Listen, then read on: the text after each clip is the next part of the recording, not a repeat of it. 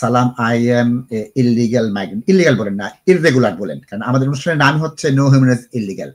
আর নিজেকে যদি আপনি ইললিগাল বলে বসেন তাহলে আমাদের অনুষ্ঠানের নামটাই তো নামকরণের সার্থকতা থাকে না। আমি পড়ছি I am an irregular migrant for last 12 years. I have GP, so can I go to the GP?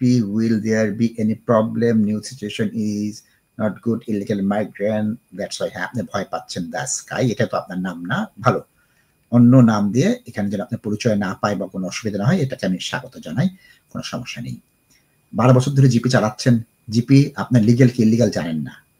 GP legal বা ইলিগ্যাল, বৈধ বা অবৈধ, নিবন্ধিত বা অনিবন্ধিত ভিত্তিতে আপনাকে সাহায্য করে না, আপনার স্বাস্থ্যসেবা প্রয়োগ করে না। আপনার স্বাস্থ্যসেবা দেওয়ার ক্ষেত্রে একমাত্র বিষয় এনএচএস নম্বর আছে কিনা, আপনি ওই জিপিতে নিবন্ধিত কিনা, এবং আপনি আপনার পরিচয় চিকিৎসা নিচ্ছেন কিনা, সুতরাং এটা অসুবিধা নেই। হ্যাঁ, 2012-13 সালে 13 মে এটা করেছিল হোস্টাইল এনভায়রনমেন্ট পলিসি, ভাতে মারবো পানিতে মারবো নীতি।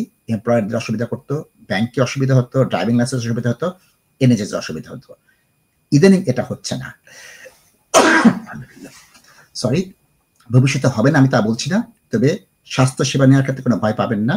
করোনা ভাইরাসের সময় আমরা এনএচএস এর অভূতপূর্ব জিনিস দেখেছি, অনিবন্ধিত অভিবাসী যার জন্য এই অনুষ্ঠানটা শুরু, করোনা ভাইরাসের সময় তাদের টিকা দেওয়াটা অবারিত করে দিয়েছিল। তখন অনিবন্ধিত অভিবাসী শত শত ব্যক্তি এনএচএস নম্বর পেয়ে গিয়েছিল, এবং অনেকেরই ইমিগ্রেশনের ক্ষেত্রে ওই কাগজটা অনেক কাজে দিয়েছে। সুতরাং আমি যারা আছেন অনিবন্ধিত অভিবাসী বলবো, স্বাস্থ্য সেবা নেবেন, এনএচএস সেবা নেবেন, আপাতত অসুবিধা হচ্ছে না, ভবিষ্যতে হলে আমি আপনাদের আপডেট দিয়ে দেবো ইনশাআল্লাহ।